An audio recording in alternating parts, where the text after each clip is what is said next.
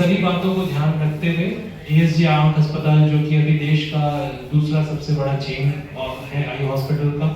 और जो north India से साउथ इंडिया, ईस्ट से वेस्ट, जिनकी ब्रांचेस हर जगह हैं, तो हमने एक पहल की है कि हम एक सोसाइटी के लिए एक ऐसी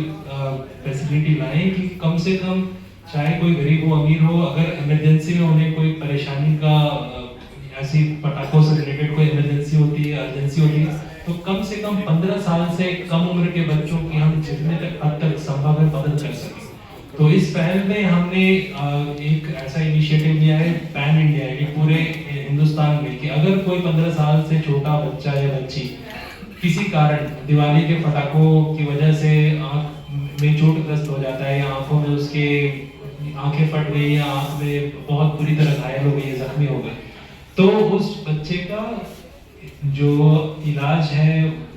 स्पेशली उसका जो कंसल्टेशन हम बोलते हैं, परामर्श, और अगर कोई इमरजेंसी सर्जरी भी लगी, जैसे कि अगर उसकी पुतली फट गई है, उसके हम बोलते हैं आंखों का आकार चला गया या आंख जल गई, तो उसका जो इमरजेंसी सर्जिकल इलाज है वो हम निःशुल्क रूप से पूरे हिंदुस्तान में अपने हर ब्रांच में करेंगे 15 अक्टूबर से लेकर 24 अक्टूबर के डेट्स में। क्योंकि हमने पाया कि चाहे कुछ भी हो जाए, छोटा बच्चा 15 साल से कम उम्र का अगर इस तरह की किसी भी चोट से ग्रस्त होता है, तो कहीं ना कहीं हमारी जवाबदेही बनती है, और ऐसा ना हो कि पैसे के अभाव में कोई एक बच्चा सारा जिंदगी देख ना पाए, वो भी दिवाली के त्योहार में। उसके अनुकूल हमने ये पॉलिसी निकाली है इस साल। हो सकता है आने वाले वर्षों में हम इस पॉलिसी को चेंज करके जनरल पब्लिक के लिए भी कर पाए, बट ये शुरुआत है, और इस साल हमारी भी पहली कोशिश रहेगी कि हम समाज सेवा में इस तरह का एक कदम उठाएं, और आप लोगों के माध्यम से हम झारखंड की जनता को इस बात से वाकिफ कराना चाहेंगे कि भाई अगर कुछ ऐसा अनहोनी घटना होती है तो हम आपके साथ हैं, और हमारे यहाँ हमारे सारे स्टाफ मौजूद रहेंगे। कुछ इमरजेंसी होती है तो हम उसमें आप लोगों की मदद करने के लिए पूरी तरह से तत्पर है, न सिर्फ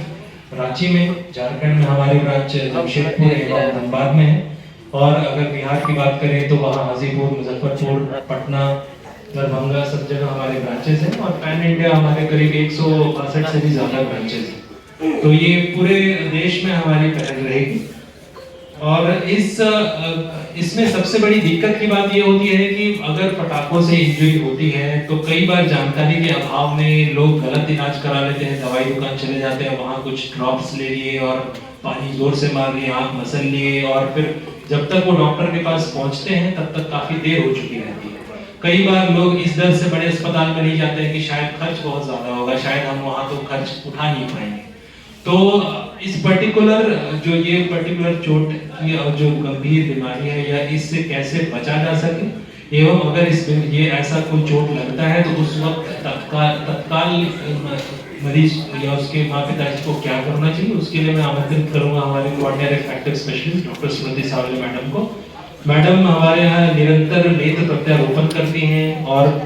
आंखों की पुतली से रिलेटेड जितनी भी समस्याएं हैं उनके लिए वो सुपर स्पेशलिस्ट हैं। नारायण नेत्रालय से उनकी ट्रेनिंग थी, पिछले 10 वर्षों से नेत्र प्रत्यारोपण करते आ रही हैं, 10 वर्षों से भी ज्यादा समय से, करीब 12 वर्षों से। और मैडम को मैं आमंत्रित करूंगा कि पहली बात तो कैसे पटाखों के साथ बच्चों को जब हम छोड़ते हैं तो क्या उस समय हमें प्रिकॉशंस लेने चाहिए उसके लिए, और यदि अगर किसी को पटाखे की वजह से कुछ चोट या आघात होती है तो उस वक्त क्या करना चाहिए, उसके लिए मैडम को मैं आमंत्रित करना चाहूँगा। यदि हम पटाखों को जलाने का निर्णय लेते हैं तो बच्चों को खासकर, क्योंकि हमारा initiative generally 15 years and younger patients के तरफ है, बच्चों को पटाखे किसी खुले मैदान में साफ जगह पे करना चाहिए, और साथ में हमेशा कोई एडल्ट उपस्थित रहना चाहिए। बच्चों को अकेले अनमॉनिटर्ड बिल्कुल ना रखें। पटाखे जलाते समय हमको एक सेफ डिस्टेंस से ही पटाखों को जलाना चाहिए।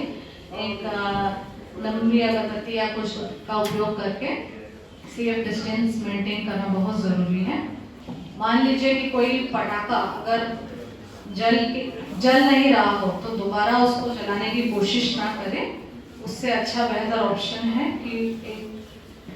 उचित दूरी से उस पर पानी डाल के उसको बुझाया जाए। अगर कोई इंसान पटाखों को हैंडल कर रहा है तो हाथों को इस्तेमाल के बाद अच्छे से साफ कर दें ताकि सारा जो टॉक्सिक केमिकल्स जो हाथों को लगा है वो सारा अच्छे से धुल जाए। आँखों के साथ अगर हम बेहतर है कि पटाखे जलाते समय कोई प्रोटेक्टिव ग्लासेस का इस्तेमाल करें ताकि जो भी स्मोक आ रहा है या जो भी पटाखों का कंकड़ उड़ता है उससे हम आँखों की सुरक्षा कर सकें। आँखों में अगर कुछ भी दुर्घटना घटती है, इतना सारे सभी प्रिकॉशंस हम सभी लेते हैं, बच्चों को भी खास करके हम ज़्यादा सावधान रखते हैं,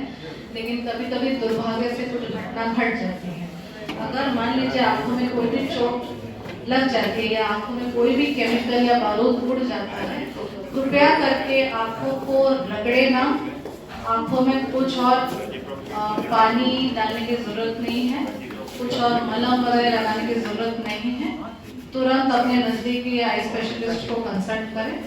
और आगे का ट्रीटमेंट वहाँ से हो जाएगा। आँखों के अंदर अगर कुछ भी कोई भी फॉरेन बॉडी अगर उड़ के आके फंसा है, बहुत ज़रूरी चीज़ है कि उसको खुद निकालने की कोशिश बिल्कुल ना करें। ये initiative 15 years and younger patients के लिए है, लेकिन प्रीवियस डेटा ये कहता है कि 85% पेशेंट्स हमारे पुरुष हैं। तो सारे मेल्स में खास करके इस बात का ध्यान रखना है, अगर कोई एडल्ट मेल है, कोई एस्पिरिन ले रहा है या कोई और ब्लड थिनर लेना है और उसको आंखों में ऐसे चोट आती है तो प्लीज़ उसको डिसकंटिन्यू करें ताकि हम फर्दर ब्लीडिंग को रोक सकें। और यहाँ आके अगर मान लीजिए जो भी बच्चे हैं उनको जो भी ट्रीटमेंट की ज़रूरत होती है, खास करके उनको आई वॉश हम लोग मेडिकेटेड पानी से देते हैं ताकि जो भी आँखों में केमिकल है वो अच्छे से धुल जाए। और अगर आँखों की जो सामने की काली पुतली है जिसको कॉर्निया कहते हैं, इस पे चोट बहुत कॉमनली आता है, कॉर्निया में कट्स आते हैं या चोट या फोर्स के वजह से वो फट जाता है, तो उसका रिपेयर किया जाता है, सिलाई की जाती है। तो ये सर्जरी हमारे तरफ से एशिया हॉस्पिटल की तरफ से बिल्कुल निःशुल्क रहेगा।